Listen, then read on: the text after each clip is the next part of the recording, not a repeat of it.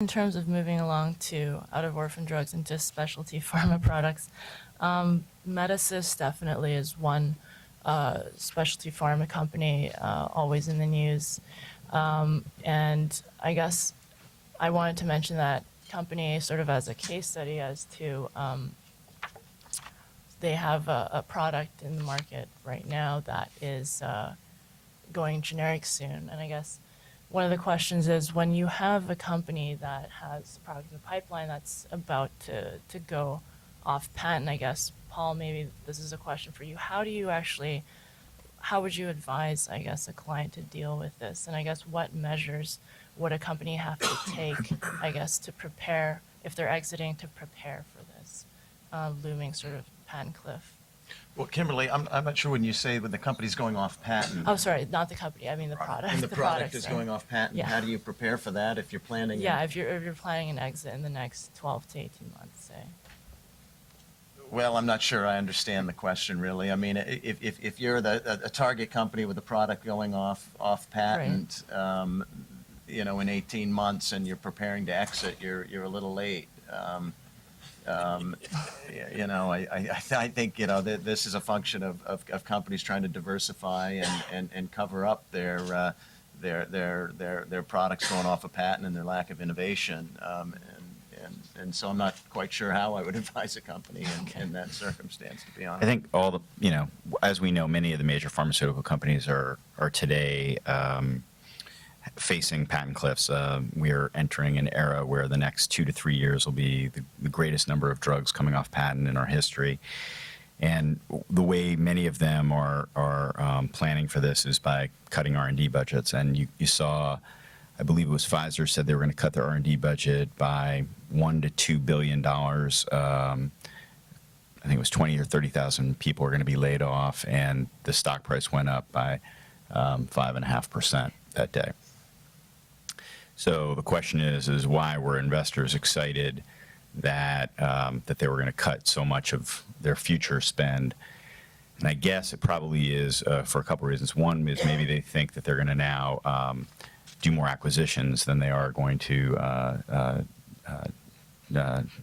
try to develop their own products. And if you look back 10 or 15 years, the percentage of new drugs being approved was something like 80% from the major pharmaceutical companies. And just over the last couple years, it's been less than 50% where the drugs were originated. Most of them have been originated in biotechs.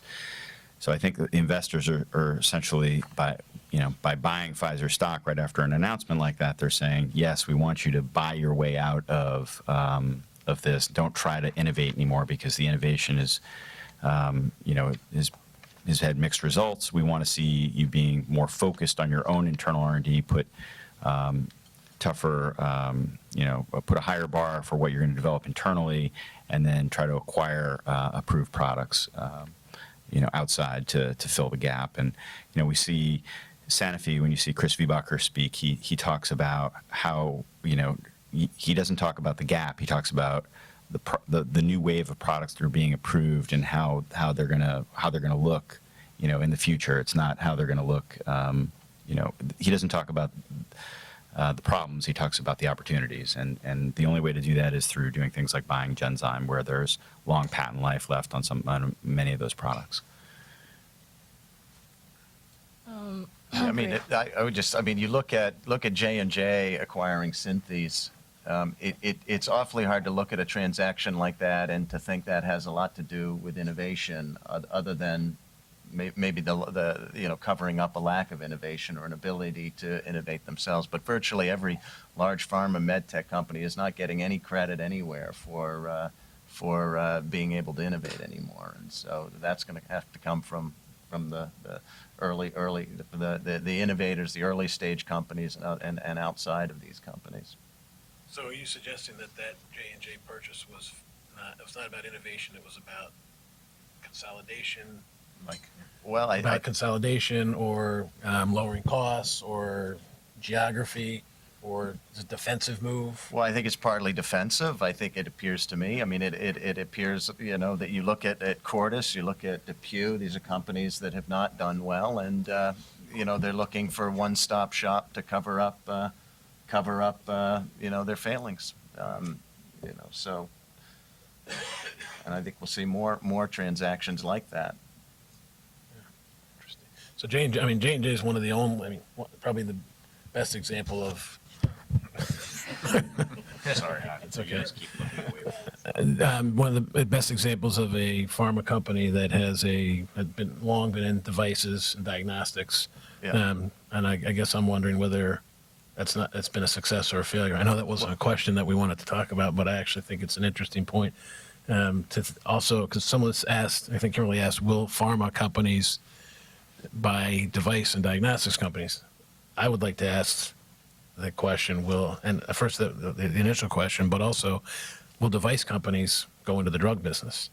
And you think about Medtronic, which is all about targeted. A Medtronic guy will stand up in front of a pharma audience and say, "You people don't know what you're doing. You put a drug in the blood, and it'll get somewhere. Maybe you got to have targeted delivery. You can do it through a device." So I'm wondering whether the device companies will get into the pharma business and whether that makes sense or not. I'm not sure I'd hold my breath waiting for the device companies to come into the pharma business, other than in a complementary way. But I do think the analogy that you do see amongst a lot of the device companies use Medtronic as an example, where for a long time they have looked at M&A as their R&D effectively, and so arguably Big Pharma and others are to some degree migrating somewhat to that model. Probably more of a hybrid version of it, some in-house, but it's not unheard of in the broader healthcare sector, clearly. Yeah, I would agree. I'd be surprised that device companies are going to start trying to develop new chemical entities and the like.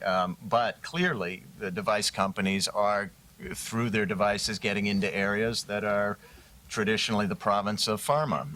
Just looking at Medtronic and their acquisition of Ardion as a catheter-based device for provoking a response in the renal artery to lower blood pressure. This is, an area that has been entirely served, I believe, really by drugs. And so I think there are a lot of, innovative device-based technologies that that can have therapeutic effects in the place of drugs. And I think device companies will look at this. I think pharma companies will look at this. You look at J&J, it's always been interesting to me. They've had these, very clear three prongs of pharmaceutical, devices, and consumer. And there are a lot of, apparent trends that would see those markets potentially converging. But still, when I hear presentations by J&J executives, you rarely hear them talking too much about the synergies between those divisions. They're still pretty standalone, autonomous divisions. And it may be that there comes a time when the device world and the pharma world reunites once again. But that's sort of something I think still for the future. There's not a lot of, evidence of that really happening in a meaningful way. But those businesses do seem complementary, and so certainly I think J&J is very interesting, for that reason, that they have these different prongs. You mentioned Ardion, which was, I think I wish we were invested in it. It was, I think, the best. I think we all do. It was the single best probably device exit, of our lifetime. I think something like a 20x return multiple for investors. And what's particularly interesting is that there were the runner-up and bidders on that were pharma companies. Yeah, that's right. Yeah. Yeah.